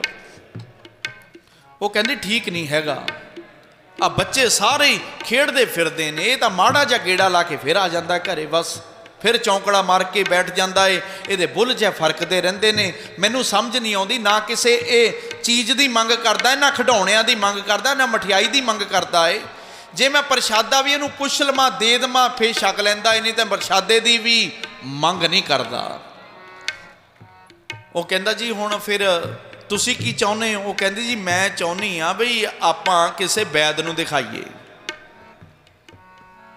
ਉਹ ਕਹਿੰਦੇ ਚੱਲ ਭਗਵਾਨ ਨੇ ਜਿੱਦਾਂ ਤੂੰ ਕਹਿੰਦੀ ਆਪਾਂ ਵੈਦ ਨੂੰ ਦਿਖਾ ਲੈਂਦੇ ਹਾਂ। ਫਿਰ ਉਹਨਾਂ ਨੇ ਆਪਣੇ ਭਰਾ ਭਾਈ ਲਾਲੂ ਜੀ ਨੂੰ ਵੈਦ ਜੀ ਦੇ ਕੋਲ ਭੇਜਿਆ। ਉਹ ਵੈਦ ਜੀ ਨੂੰ ਲੈ ਕੇ ਆਇਆ ਘਰੇ। ਜਦੋਂ ਵੈਦ ਜੀ ਨੂੰ ਲੈ ਕੇ ਆਇਆ ਨਾ, ਮਹਿਤਾ ਕਾਲੂ ਜੀ ਨੇ ਵੈਦ ਜੀ ਆਇਆ ਨੂੰ, ਆਓ ਵੈਦ ਜੀ। ਵੈਦ ਜੀ ਕਹਿੰਦੇ ਜੀ ਮਰੀਜ਼ ਕਿੱਥੇ ਹੈ, ਕਿਹਨੂੰ ਦਿਖਾ ਲੈਣਾ? ਕਹਿੰਦੇ ਜੀ ਸਾਡਾ ਪੁੱਤਰ ਹੈ ਨਾਨਕ, ਉਹਨੂੰ ਦਿਖਾ ਲੈਣਾ ਹੈ। ਕਹਿੰਦੇ ਜੀ ਕਿੱਥੇ ਆ? ਕਹਿੰਦੇ ਜੀ ਅੰਦਰ ਕਮਰੇ 'ਚ ਹੈ। ਵੈਦ ਨੇ ਆਪਣਾ ਔਸ਼ਧੀਆਂ ਵਾਲਾ ਬੈਗ ਚੱਕਿਆ ਤੇ ਅੰਦਰ ਕਮਰੇ 'ਚ ਜਦੋਂ ਜਾਣ ਲੱਗਾ ਨਾ, ਸ਼੍ਰੀ ਮਹਿਤਾ ਕਾਲੂ ਜੀ ਕਹਿੰਦੇ ਵੈਦ ਜੀ 1 ਮਿੰਟ ਰੁਕ ਜਾਓ। ਆਖੋ ਸਤਨਾਮ। ਵੈਦ ਜੀ 1 ਮਿੰਟ ਰੁਕ ਜਾਓ। ਵੈਦ ਜੀ ਕਹਿੰਦੇ ਜੀ ਦੱਸੋ? ਕਹਿੰਦੇ ਵੈਦ ਜੀ ਤੁਸੀਂ ਸਾਡੇ ਪੁੱਤਰ ਦਾ ਇਲਾਜ ਕਰਨ ਵਾਸਤੇ ਆਏ ਹੋ। ਵਾਹਿਗੁਰੂ।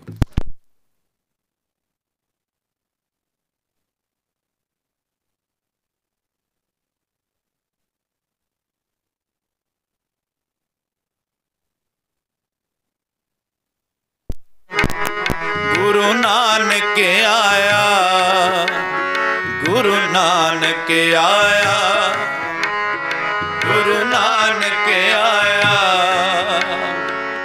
ਕਲ ਤਾਰਨ ਗੁਰੂ ਨਾਨਕ ਆਇਆ, ਕਲ ਤਾਰਨ ਗੁਰੂ ਨਾਨਕ ਆਇਆ। ਕਲ ਤਾਰਨ ਗੁਰੂ ਨਾਨਕ ਆਇਆ, ਕਲ ਤਾਰਨ ਗੁਰੂ ਨਾਨਕ ਸਾਰੇ ਜਪੋ ਜੀ। ਕਲ ਤਾਰਨ ਗੁਰੂ ਨਾਨਕ ਆਇਆ, ਗੁਰੂ ਨਾਨਕ ਆਇਆ, ਗੁਰੂ ਨਾਨਕ ਆਇਆ, ਗੁਰੂ ਨਾਨਕ ਆਇਆ। ਕਲ ਤਾਰਨ ਗੁਰੂ ਨਾਨਕ ਆਇਆ, ਕਲ ਤਾਰਨ ਗੁਰੂ ਨਾਨਕ ਆਇਆ। ਕਲ ਤਾਰਨ ਗੁਰੂ ਨਾਨਕ ਆਇਆ, ਕਲ ਤਾਰਨ ਗੁਰੂ ਨਾਨਕ ਆਇਆ। ਕਲ ਤਾਰਨ ਗੁਰੂ ਨਾਨਕ ਆਇਆ, ਨਾਨਕ ਆਇਆ। ਕਹਿੰਦੇ ਵੈਦ ਜੀ ਤੁਸੀਂ ਸਾਡੇ ਬੱਚੇ ਦਾ ਇਲਾਜ ਕਰਨ ਚੱਲੇ ਹੋ, ਪਹਿਲਾਂ ਮੇਰੀ ਗੱਲ ਸੁਣ ਲਓ। ਸਾਡੇ ਪੁੱਤਰ ਦੀ ਬਈ ਤੁਸੀਂ ਨਬਜ ਵੇਖਣੀ ਹੈ। ਨਬਜ ਵੇਖ ਕੇ ਜੇ ਤੁਹਾਨੂੰ ਰੋਗ ਸਮਝ ਆਉਂਦਾ ਦਵਾਈ ਦੇ ਦਿਓ, ਸ਼ਿਕਾਸ ਹੀ ਆਪੇ ਦੇਵਾਂਗੇ। ਉਹ ਕਹਿੰਦਾ ਜੀ ਵੈਦ ਕਹਿੰਦਾ ਬਈ ਮਹਿਤਾ ਕਾਲੂ ਜੀ ਆਪਾਂ ਮਰੀਜ਼ ਨੂੰ ਪੁੱਛਣਾ ਤੇ ਪੈਂਦਾ ਹੀ ਹੈ ਵੀ ਤੂੰ ਰਾਤੀ ਕੀ ਖਾਧਾ ਸੀ, ਤੈਨੂੰ ਭੁੱਖ ਕਿੰਨੀ ਲੱਗਦੀ ਆ, ਨੀਂਦ ਕਿੱਦਾਂ ਆਉਂਦੀ ਹੈ, ਤਾਂ ਪੁੱਛਣਾ ਪੈਂਦਾ ਹੈ। ਉਹ ਕਹਿੰਦਾ ਨਹੀਂ, ਬਿਲਕੁਲ ਨਹੀਂ ਪੁੱਛਣਾ। ਉਹ ਕਹਿੰਦਾ ਜੀ ਕਿਉਂ? ਪੁੱਛਣਾ ਤੇ ਪੈਂਦਾ, ਇੱਕ ਵੈਦ ਦਾ, ਇੱਕ ਡਾਕਟਰ ਦਾ ਕੰਮ ਹੁੰਦਾ ਮਰੀਜ਼ ਨੂੰ ਪੁੱਛਣਾ ਪਹਿਲਾਂ।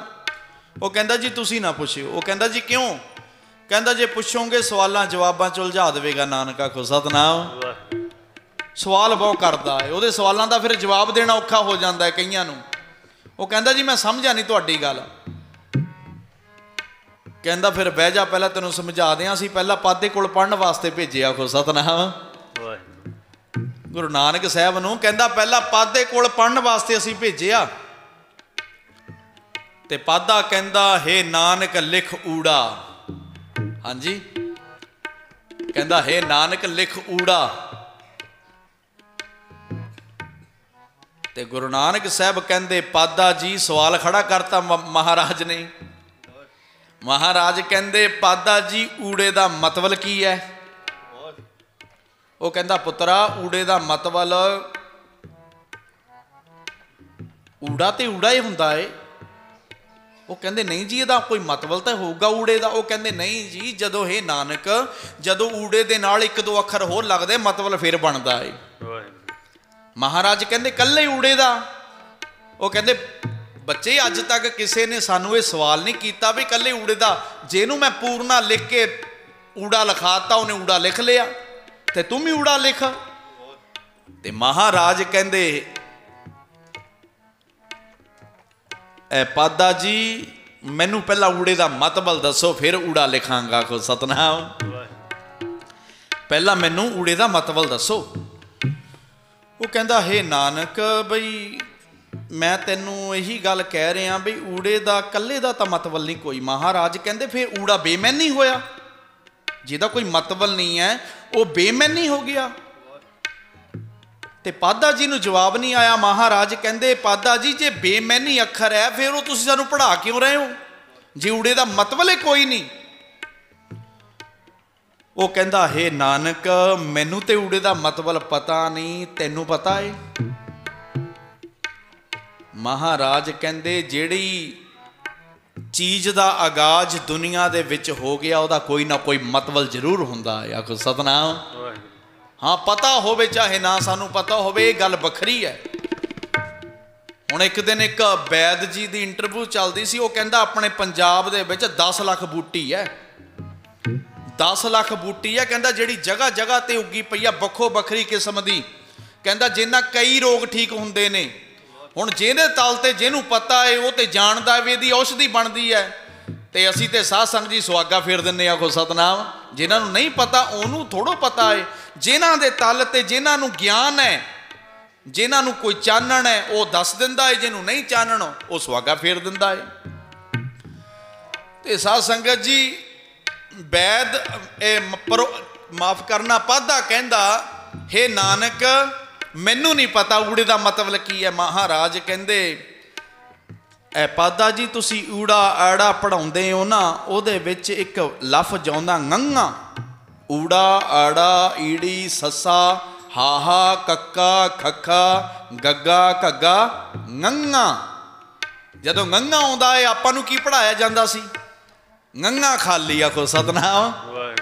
ਤੇ ਗੁਰੂ ਨਾਨਕ ਦੇਵ ਜੀ ਕਹਿੰਦੇ ਪਾਦਾ ਜੀ ngੰਗਾ ਵੀ ਖਾਲੀ ਨਹੀਂ ਆਖੋ ਸਤਿਨਾਮ।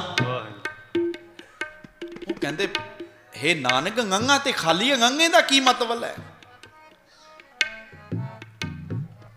ਮਹਾਰਾਜ ਕਹਿੰਦੇ ਅੱਗੇ ਨਈਆਂ ਪਾਠ ਵੀ ਆਉਂਦਾ, ਨਈਆਂ ਵੀ ਤੁਸੀਂ ਕਹਿੰਦੇ ਖਾਲੀ, ਰਾੜਾ ਵੀ ਤੁਸੀਂ ਕਹਿੰਦੇ ਖਾਲੀ।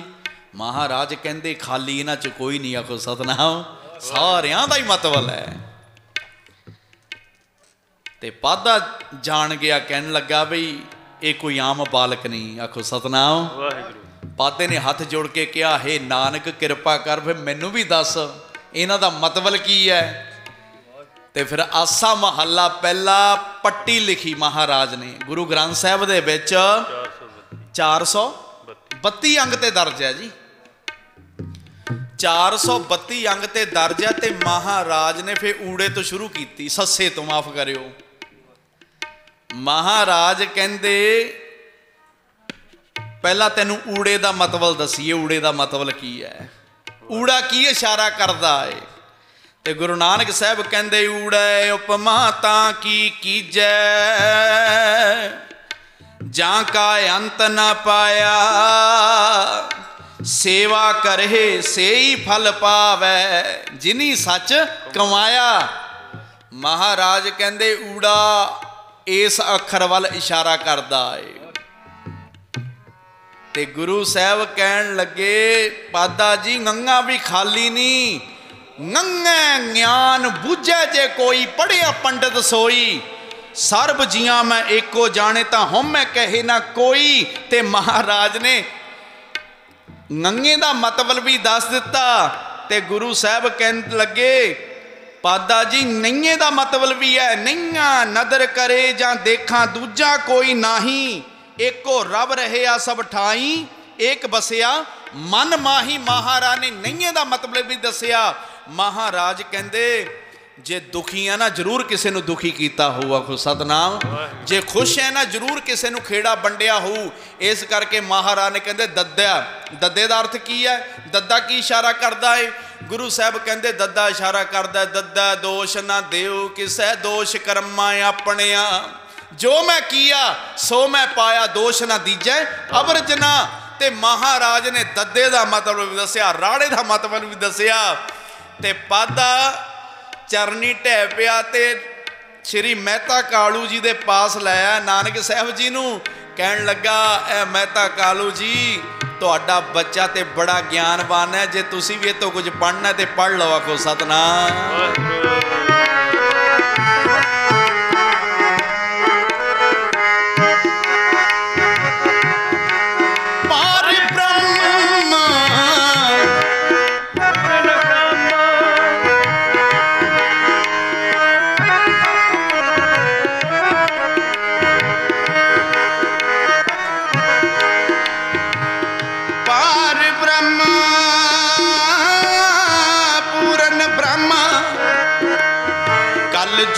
अंदर एक दिखाया कल तारण गुरु नानक, गुरु नानक आया, गुरु नानक आया, गुरु नानक आया, गुरु नानक आया कल तारण,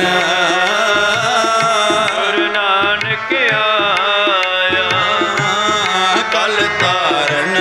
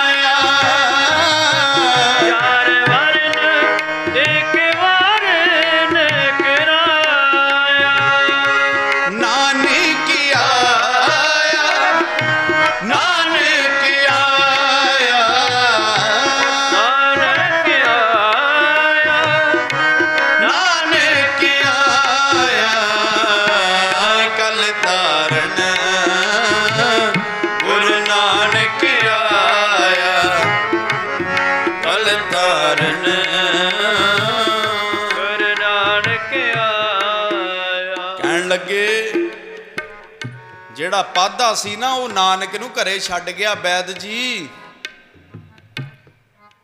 ਤਾਂ ਹੀ ਤੁਹਾਨੂੰ ਕਹਿੰਦੇ ਆ ਨਾਨਕ ਦੇ ਨਾਲ ਕੋਈ ਸਵਾਲ ਜਵਾਬ ਨਾ ਕਰਿਓ। ਆਖੋ ਸਤਨਾਮ। ਫਿਰ ਕਹਿੰਦਾ ਅਸੀਂ ਸਾਡੇ ਘਰੇ ਜਨੇਊ ਦੀ ਰਸਮ ਆਉਣੀ ਸੀ।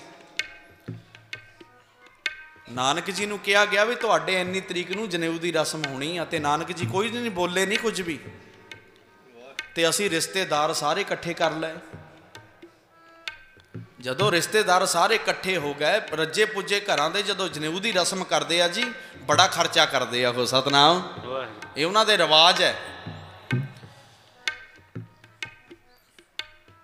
ਕਹਿੰਦਾ ਰਿਸ਼ਤੇਦਾਰ ਸਾਕ ਸੰਬੰਧੀ ਭਾਈਚਾਰਾ ਸਾਰਾ ਸਾਡੇ ਪਹੁੰਚ ਗਿਆ। ਤੇ ਪੰਡਤ ਹਰਦਾਸ ਵੀ ਪਹੁੰਚ ਗਿਆ। ਕੋਈ ਸਤਨਾਮ। ਪੰਡਤ ਹਰਦਾਸ ਨੇ ਇਹੀ ਇੱਛਾ ਮੰਗੀ ਸੀ ਨਾ ਵੀ ਮਹਾਰਾਜ ਮੈਂ ਮੇਰੀ ਉਮਰ ਇੰਨੀ ਕਿ ਦੇ ਦਿਓ, ਮੈਂ ਤੁਹਾਡੇ ਮੂੰਹ ਚੋਂ ਬਚਨ ਸੁਣਨੇ ਚਾਹੁੰਦਾ ਹਾਂ। ਵਿਦਵਾਨ ਸੀ ਪਰ ਉਹਨੂੰ ਗੁਰੂ ਸਾਹਿਬ ਦੇ ਬਾਰੇ ਪਤਾ ਸੀ ਵੀ ਮਹਾਰਾਜ ਕੀ ਚੀਜ਼ ਹੈ। ਵੇ ਤੇ ਅਕਾਲ ਪੁਰਖ ਹੈ, ਆਪ ਨਾਰਾਇਣ ਕਲਾ ਧਾਰ ਜਗ ਮੈਂ ਪਰਵਰਿਓ। ਇਹ ਜਿਹੜੀ ਮੈਂ ਕੁੰਡਲੀ ਵੇਖੀ ਆ ਨਾ, ਆਮ ਬਾਲਕ ਦੀ ਨਹੀਂ ਹੋ ਸਕਦੀ। ਉਹਦੀ ਵਿਦਵਤਾ ਕਹਿ ਰਹੀ ਸੀ, ਉਹਦੀ ਵਿਦਵਾਨਤਾ ਕਹਿ ਰਹੀ ਸੀ, ਉਹਦਾ ਤਜਰਬਾ ਕਹਿ ਰਿਹਾ ਸੀ, ਉਹਨੇ ਗ੍ਰੰਥ ਪੜ੍ਹੇ ਹੋਏ ਸੀ, ਉਹ ਕਹਿ ਰਹੇ ਸਨ। ਤੇ ਸਾਧ ਸੰਗਤ ਜੀ, ਜਦੋਂ ਨਾਨਕ ਸਾਹਿਬ ਦੇ ਜਨੇਊ ਪਾਉਣ ਲੱਗੇ ਨਾ, ਸਾਰਾ ਬਵੰਡਰ ਰਚ ਲਿਆ। ਪਹਿਲਾਂ ਨਹੀਂ ਮਹਾਰਾਜ ਬੋਲੇ, ਜਦੋਂ ਸਾਰੇ ਇਕੱਠੇ ਹੋ ਗਏ ਮਹਾਰਾਜ ਦੇ ਜਨੇਊ ਪਾਉਣ ਲੱਗੇ ਤੇ ਮਹਾਰਾਜ ਕਹਿੰਦੇ ਪੰਡਤ ਜੀ ਆਖੋ ਸਤਨਾਮ।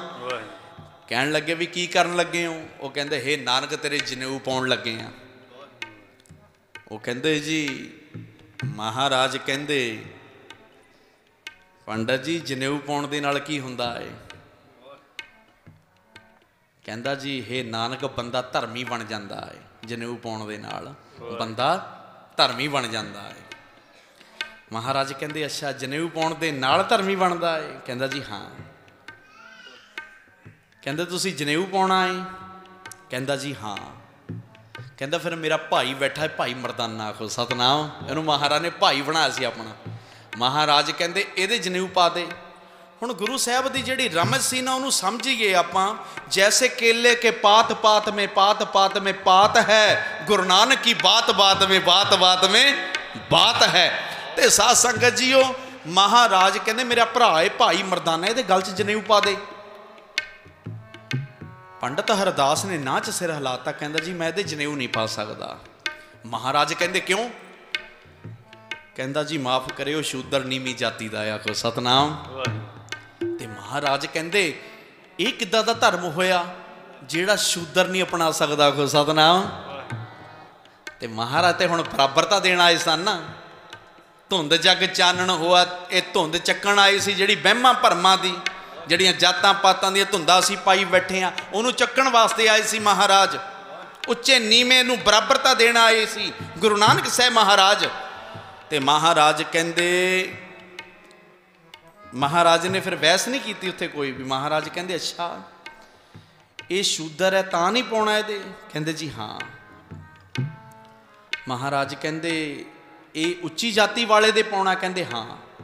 ਕਹਿੰਦੇ ਫਿਰ ਮੇਰੀ ਭੈਣ ਬੈਠੀ ਆ ਬੇਬੇ ਨਾਨਕੀ ਆਖੋ ਸਤਨਾਮ, ਇਹਦੇ ਵੀ ਜਨੇਊ ਪਾ ਦੇ। ਪੰਡਤ ਹਰਦਾਸ ਨੇ ਫਿਰ ਨਾਂਹ 'ਚ ਸਿਰ ਹਿਲਾਤਾ, ਕਹਿੰਦਾ ਜੀ ਮੈਂ ਇਹਦੇ ਵੀ ਨਹੀਂ ਪਾ ਸਕਦਾ। ਮਹਾਰਾਜ ਕਹਿੰਦੇ ਕਿਉਂ? ਪਹਿਲਾਂ ਤੂੰ ਕਹਿੰਦਾ ਮੈਂ ਨੀਵੀਂ ਜਾਤੀ ਵਾਲੇ ਦੇ ਨਹੀਂ ਪਾਉਣਾ, ਹੁਣ ਕਹਿੰਦਾ ਮੈਂ ਉੱਚੀ ਜਾਤੀ ਵਾਲੇ ਦੇ ਨਹੀਂ ਪਾ ਸਕਦਾ।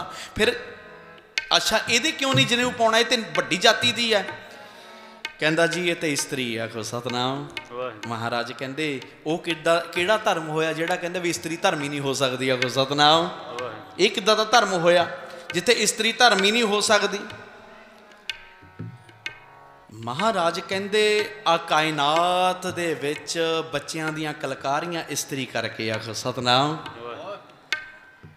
ਇਹ ਪੰਡਤ ਜੀ ਰਾਜੇ ਮਹਾਰਾਜੇ ਪੀਰ ਪੈਗੰਬਰਾਂ ਦਾ ਜਨਮ ਇਸਤਰੀ ਦੀ ਕੁੱਖੋਂ ਹੁੰਦਾ ਹੈ। ਇਸਤਰੀ ਦਾ ਦੇਣ ਨਹੀਂ ਅਸੀਂ ਦੇ ਸਕਦੇ ਕਦੇ ਵੀ। ਜਦੋਂ ਬੱਚੇ ਦਾ ਜਨਮ ਹੁੰਦਾ ਨਾਲ ਹੀ ਇਸਤਰੀ ਦਾ ਜਨਮ ਹੁੰਦਾ ਹੈ ਆਖੋ ਸਤਨਾਮ। ਦੂਸਰਾ ਜਨਮ ਹੁੰਦਾ ਹੈ ਮਾਂ ਦਾ ਵੀ, ਤੇ ਇਹਨਾਂ ਦਾ ਦੇਣ ਅਸੀਂ ਨਹੀਂ ਦੇ ਸਕਦੇ। ਤੇ ਸਾਧ ਸੰਗਤ ਜੀ ਅੱਜ ਜਦੋਂ ਇਸਤਰੀ ਦੀ ਗੱਲ ਕਰਦੇ ਆ, ਇਸਤਰੀ ਨੂੰ ਨਿੰਦ ਰਹੀ ਹੈ। ਮੈਂ ਵੇਖਿਆ ਜੀ ਆਪਣੇ ਪਿੱਛੇ ਜੇ ਦੁਆਬੇ ਦਾ ਸਰਵੇ ਹੋਇਆ, ਦੁਆਬੇ ਦਾ ਆਪਣੇ ਦਾ, ਸਭ ਤੋਂ ਜ਼ਿਆਦਾ ਭਰੂਣ ਹੱਤਿਆ ਸਾਡੇ ਦੁਆਬੇ 'ਚ ਹੋਈ ਆ ਸਤਨਾਮ। ਭਰੂਣ ਹੱਤਿਆ ਸਭ ਤੋਂ ਜ਼ਿਆਦਾ। ਤੇ ਅਸੀਂ ਤੁਸੀਂ ਵੀ ਵੇਖਿਆ ਹੋਵੇਗਾ, ਜੇ ਅੱਜ ਵੀ ਕਿਸੇ ਦੇ ਘਰੇ ਬੇਟੀ ਦਾ ਜਨਮ ਹੋ ਜਾਂਦਾ ਨਾ, ਕੋਈ ਇੱਦਾਂ ਦੇ ਵੀ ਪਰਿਵਾਰ ਮੈਂ ਵੇਖੇ ਨੇ ਜਿਹੜੇ ਲੋਹੜੀਆਂ ਵੀ ਪਾਉਂਦੇ ਇਸ ਵਾਖੋ ਸਤਨਾਮ, ਜਿਹੜੇ ਬੇਟੀ ਜੰਮਣ ਤੇ ਲੋਹੜੀ। ਇਹ ਤਾਂ ਬਹੁਤ ਵੱਡੀ ਸੋਚ ਵਾਲਿਆਂ ਦੀ ਗੱਲ ਹੁੰਦੀ ਹੈ, ਇਹ ਛੋਟੀ ਸੋਚ ਵਾਲਿਆਂ ਦੀ ਗੱਲ ਨਹੀਂ ਹੁੰਦੀ। ਤੇ ਛੋਟੀ ਸੋਚ ਵਾਲੇ ਵੀ ਅਸੀਂ ਵੇਖੇ ਨੇ, ਕਿਸੇ ਦੇ ਘਰੇ ਬੇਟੀ ਹੋਈ ਤੇ ਬੀਬੀ ਗਈ ਹੈ, ਕੋਈ ਇਸਤਰੀ ਗਈ ਹੈ, ਉਹ ਕਹਿੰਦੀ ਚੰਗਾ ਕੋਈ ਗੱਲ ਨਹੀਂ, महाराज तेनू चंगी चीज़ भी दऊ। आखो सतनाम। इदां कहते मैं सुने जी।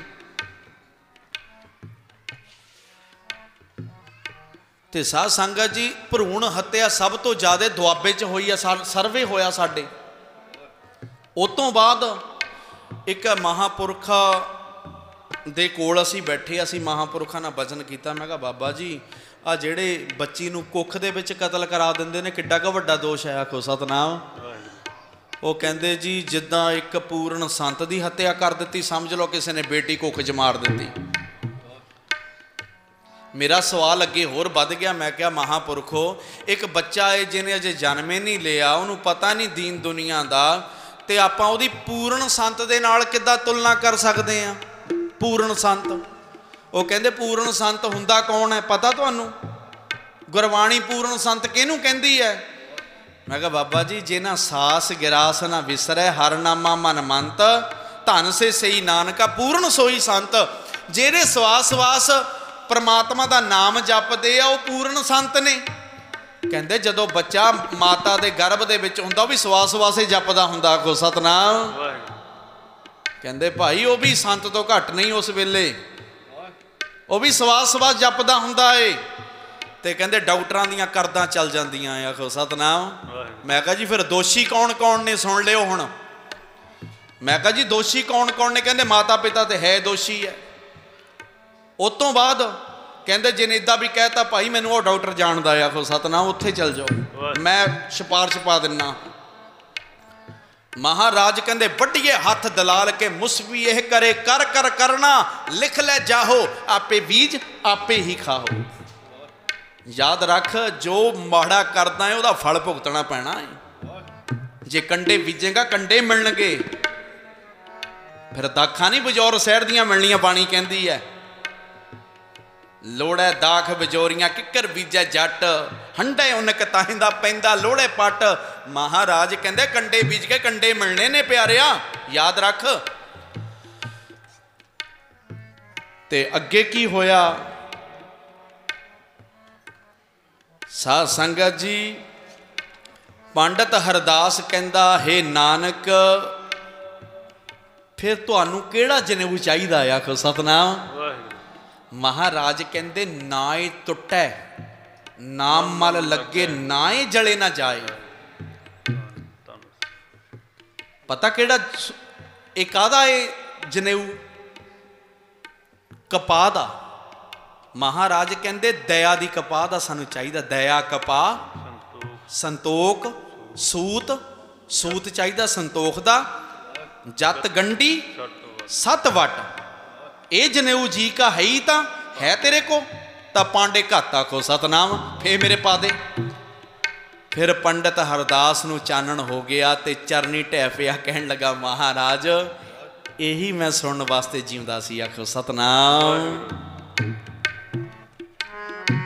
नानक आया नानक आया नानक आया नानक आया कल तारन गुरु नानक आया कल तारन गुरु नानक आया कल तारन गुरु नानक आया कल तारन गुरु नानक आया तारन गुरु नानक आया कल तारन गुरु नानक आया कल तारन गुरु नानक आया कल तारन गुरु नानक आया तारन गुरु नानक आया कल तारन गुरु नानक आया उल्टा खेल रमदा पैरायू पर शीस निभाया पर शीस निभाया नानक आया नानक आया नानक आया नानक आया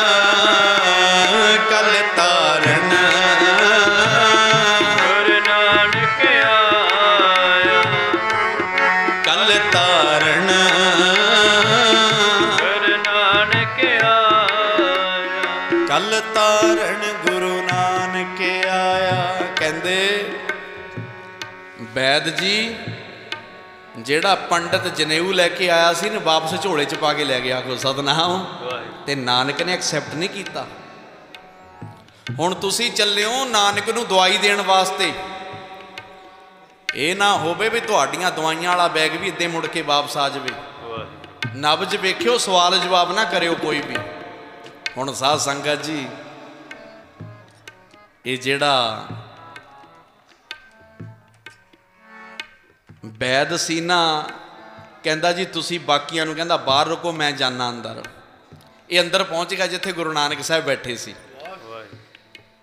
ਗੁਰੂ ਨਾਨਕ ਸਾਹਿਬ ਜੀ ਚੌਂਕੜਾ ਮਾਰ ਕੇ ਬੈਠੇ ਨੇ, ਅੱਖਾਂ ਬੰਦ ਨੇ। ਜਦੋਂ ਇਹਨੇ ਦਰਸ਼ਨ ਕੀਤੇ ਨਾ ਰੂਹਾਨੀ ਚਿਹਰੇ ਦੇ, ਤਨ ਮਨ ਹੋਏ ਨਿਹਾਲ, ਜਾਂ ਗੁਰ ਦੇਖਾ ਸਾਹਮਣੇ।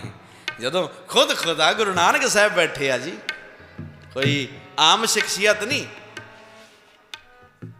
ਖੁਦ ਖੁਦਾ ਆਪ ਨਾਰਾਇਣ, ਖੁਦ ਆਪ। ਤੇ ਗੁਰੂ ਨਾਨਕ ਸਾਹਿਬ ਦਾ ਔਰਾ ਇੱਕ ਵੱਖਰਾ ਆਖੋ ਸਤਨਾਮ। ਔਰਾ ਸਮਝਦੇ ਆ ਜੀ ਸਾਰੇ। ਜਿੱਦਾਂ ਗੁਰੂ ਗ੍ਰੰਥ ਸਾਹਿਬ ਜੀ ਦਾ ਔਰਾ ਵੇਖੋ। ਹੁਣ ਆਪਾਂ ਕਿੰਨੇ ਪਾਪ ਕਰਦੇ ਆ, ਕਿੰਨੇ ਕਪਟੀ ਆ ਅੰਦਰੋਂ, ਕਿੰਨੇ ਨਿੰਦਕ ਆ, ਕਾਮੀ, ਕ੍ਰੋਧੀ, ਲੋਭੀ ਆ, ਸਾਰਾ ਕੁਝ ਇਹ ਸਾਡੇ ਅੰਦਰ ਚੱਲ ਰਿਹਾ। ਪਰ ਜਦੋਂ ਗੁਰੂ ਗ੍ਰੰਥ ਸਾਹਿਬ ਦੇ ਸਾਹਮਣੇ ਆਉਂਦੇ, ਅੰਦਰੋਂ ਨਿਕਲਦਾ ਹੈ ਵਾਹਿਗੁਰੂ। ਆਖੋ ਸਤਨਾਮ। ਇਹ ਗੁਰੂ ਦਾ ਔਰਾ ਹੈ ਜੀ, ਇਹ ਗੁਰੂ ਦਾ ਤਿਰੰਗਾ ਨੇ, ਗੁਰੂ ਦਾ ਪ੍ਰਤਾਪ ਹੈ। ਉਹ ਕਪਟੀ ਮਨ ਦੇ ਵਿੱਚੋਂ ਵੀ ਅਖਵਾ ਲੈਂਦਾ ਹੈ ਵਾਹਿਗੁਰੂ। ਤੇ ਔਰਾ ਸੀ ਗੁਰੂ ਨਾਨਕ ਸਾਹਿਬ ਦਾ। ਜਦੋਂ ਵੈਦ ਅੰਦਰ ਦਾਖਲ ਹੋਇਆ ਨਾ, ਨਿਹਾਲੇ ਹੋ ਗਿਆ। ਆਖੋ ਸਤਨਾਮ।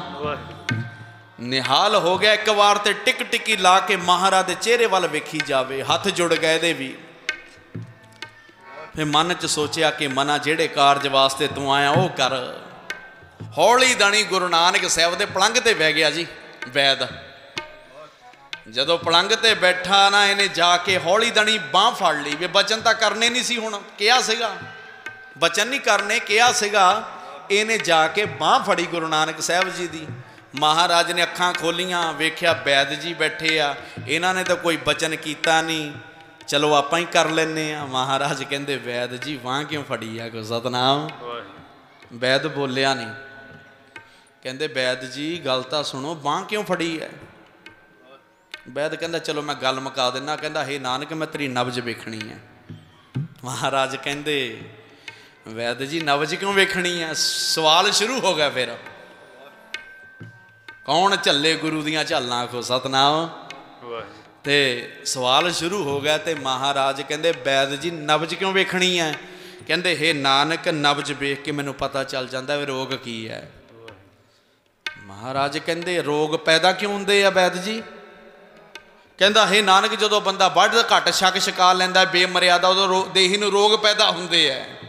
ਸਵਾਲ ਸ਼ੁਰੂ ਹੋ ਗਏ। ਮਹਾਰਾਜ ਕਹਿੰਦੇ ਬੰਦਾ ਬੇਮਰਿਆਦਾ ਛਕਦਾ ਹੀ ਕਿਉਂ ਹੈ ਫਿਰ? ਵੈਦ ਬੋਲਿਆ ਨਹੀਂ। ਕਹਿੰਦੇ ਵੈਦ ਜੀ ਦੱਸੋ ਸਹੀ, ਬੰਦਾ ਬੇਮਰਿਆਦਾ ਛਕਦਾ ਕਿਉਂ ਹੈ? ਵੈਦ ਕਹਿੰਦਾ ਜੀ ਬੰਦੇ ਨੂੰ ਅਕਲ ਘੱਟ ਹੈ।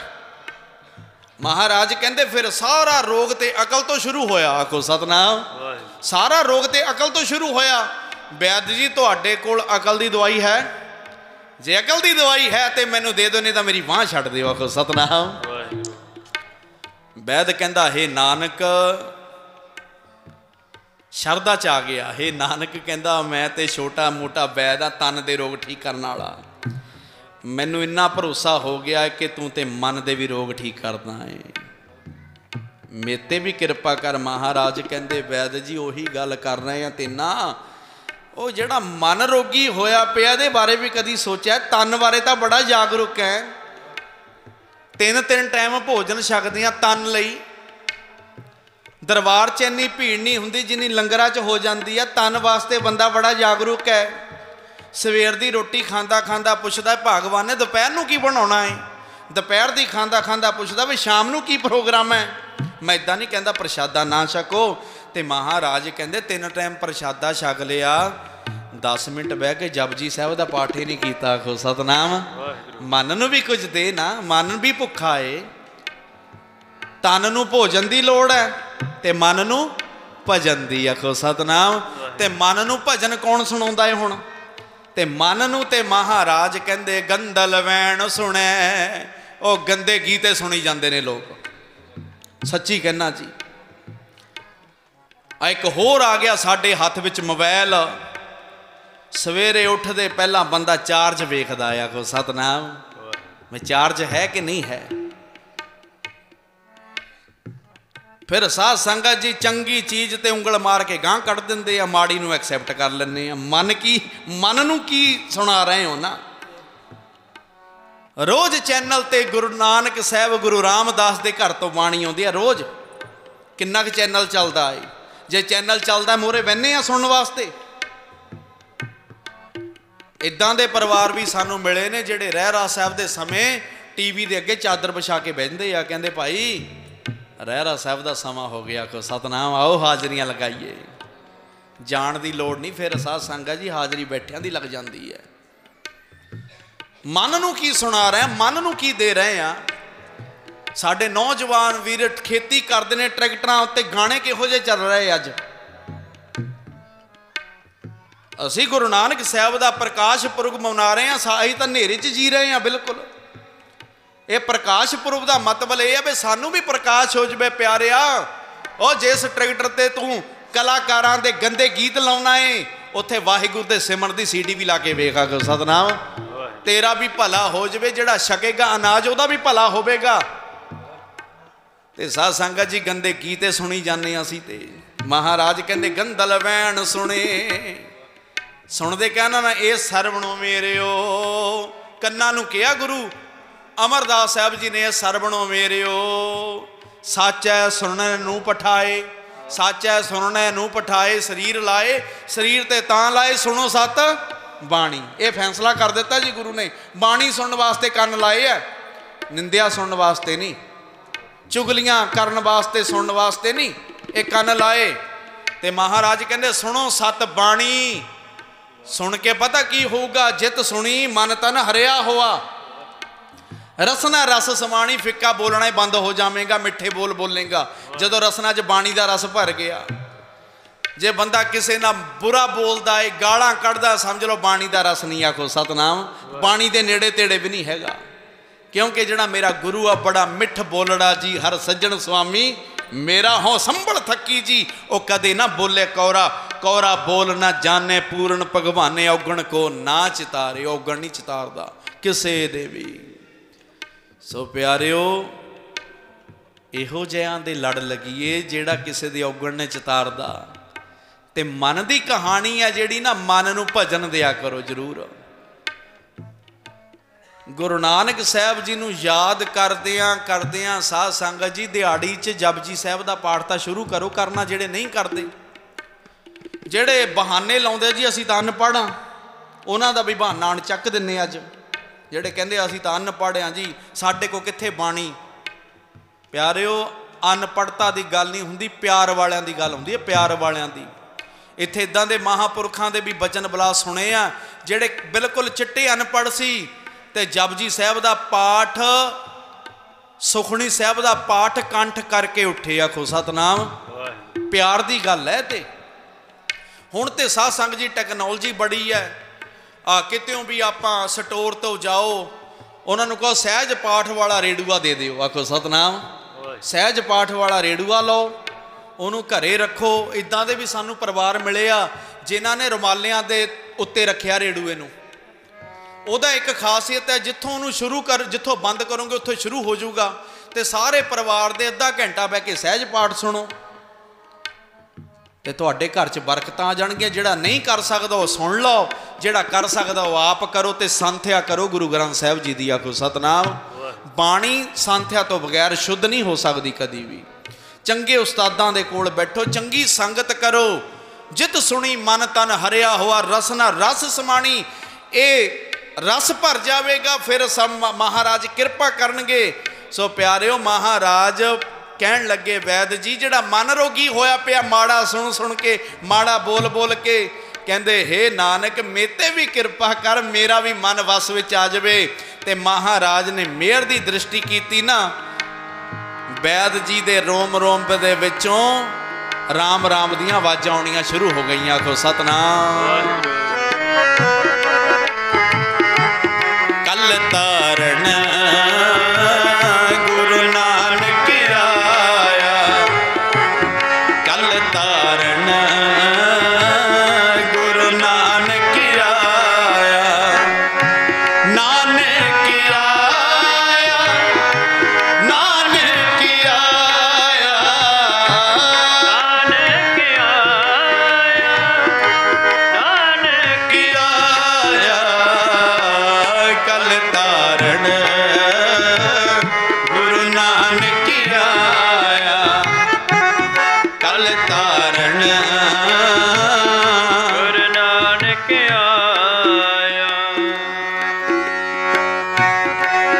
कल जुग बाबे तारिया सतनाम पढ़ मंत्र सुनाया सतनाम पढ़ मंत्र सुनाया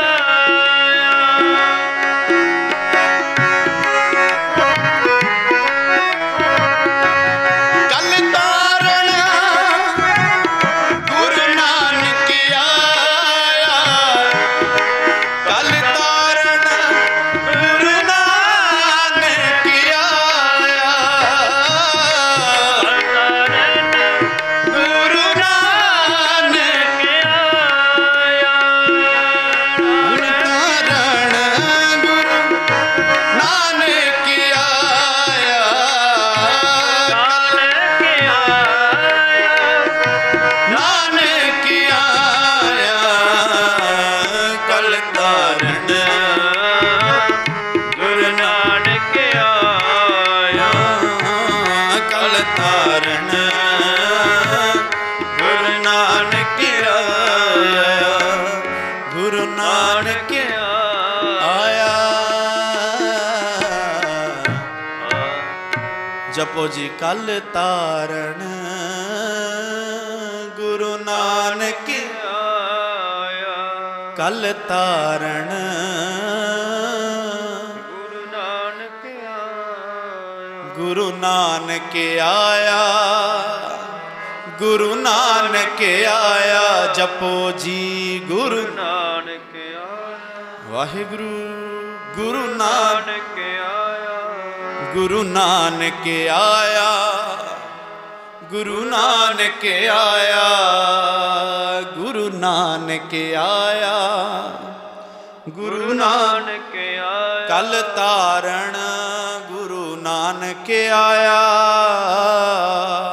भाई गुरदास जी कहते नानक आया गया किते नहीं ਜਿਹੜਾ ਅੱਜ ਵੀ ਪ੍ਰੇਮ ਨਾਲ ਯਾਦ ਕਰਦਾ ਹੈ ਨਾ ਗੁਰੂ ਸਾਹਿਬ ਝੋਲੀਆਂ ਭਰਦੇ ਆਖੋ ਸਤਨਾਮ ਵਾਹ ਸੋ ਪਿਆਰਿਓ ਬਾਣੀ ਦੇ ਲੜ ਲੱਗੋ ਬਾਣੀ ਨੂੰ ਛੱਡ ਕੇ ਹੋਰ ਪਾਸੇ ਮੱਥੇ ਨਾ ਟੇਕਿਆ ਕਰੋ ਸਤਿਪੁਰਖਾਂ ਦਾ ਸਤਿਕਾਰ ਕਰੋ ਮਹਾਂਪੁਰਖਾਂ ਦੀ ਨਿੰਦਿਆ ਨਹੀਂ ਕਰਨੀ ਨਹੀਂ ਜੀ ਨਹੀਂ ਜੀ ਹੁਣ ਨਹੀਂ ਨਵੇਂ ਸ਼ਹਿਰ ਪਹੁੰਚਣਾ ਜ਼ਰੂਰੀ ਆ ਫੇਰ ਮੈਂ ਸੇਵਾ ਕਰ ਜਾਊਂਗਾ ਜੀ ਜਦੋਂ ਕਹੋਗੇ ਉੱਦਾਂ ਕਿਸੇ ਦੇ ਅੱਜ ਤੱਕ ਕਹਿਣਾ ਨਹੀਂ ਮੋੜਿਆ ਪਰ ਮਜਬੂਰੀ ਆ ਜੀ ਇੰਨੀ ਸੇਵਾ ਪ੍ਰਵਾਨ ਕਰਿਓ ਨਵੇਂ ਸ਼ਹਿਰ ਪਹੁੰਚਣਾ ਹੁਣ ਉੱਥੋਂ ਵੀ ਫੋਨ ਆ ਰਹੇ ਨੇ ਤੇ ਗੁਰੂ ਸਾਹਿਬ ਦੀ ਬੜੀ ਰਹਿਮਤ ਹੈ ਮੈਂ ਫੇਰ ਕਿਸੇ ਵੇਲੇ ਤੁਸੀਂ ਪ੍ਰੋਗਰਾਮ ਰੱਖ ਲਿਓ ਮਾਇਆ ਦੀ ਨਾ ਫਿਕਰ ਕਰਿਓ ਸੇਵਾ ਕਰ ਜਾਵਾਂਗੇ ਆਖੋ ਸਤਨਾਮ ਤੇ ਮਹਾਰਾਜ ਕਿਰਪਾ ਕਰਨਗੇ ਫਿਰ ਆਪਾਂ ਬਗਦਾਦ ਦੀ ਫੇਰੀ ਮਹਾਰਾਜ ਦੀ ਸੁਣਾਵਾਂਗੇ ਆਪ ਜੀ ਨੂੰ ਤੇ ਬੜਾ ਪਿਆਰਾ ਇਤਿਹਾਸ ਹੈ ਤੇ ਮੈਂ ਪਹਿਲਾਂ ਬੇਨਤੀ ਕੀਤੀ ਸੀ ਅਸੀਂ ਅਧੂਰੇ ਹਾਂ ਜੀ ਤੇ ਪੂਰਿਆਂ ਦੀ ਗੱਲ ਕਰਨ ਲੱਗੀਆਂ ਤੇ ਪੂਰਿਆਂ ਦੀ ਗੱਲ ਅਸੀਂ ਕੀ ਕਰ ਸਕਦੇ ਅਧੂਰੇ ਫਿਰ ਵੀ ਉਹ ਬੜੀ ਰਹਿਮਤ ਕਰਦਾ ਏ ਸੋ ਇਤਨੀ ਸੇਵਾ ਪ੍ਰਵਾਨ ਬੈਠੋ ਸੱਜ ਕੇ ਤੇ ਆਖੋ ਗੱਜ ਕੇ ਵਾਹਿਗੁਰੂ ਜੀ ਕਾ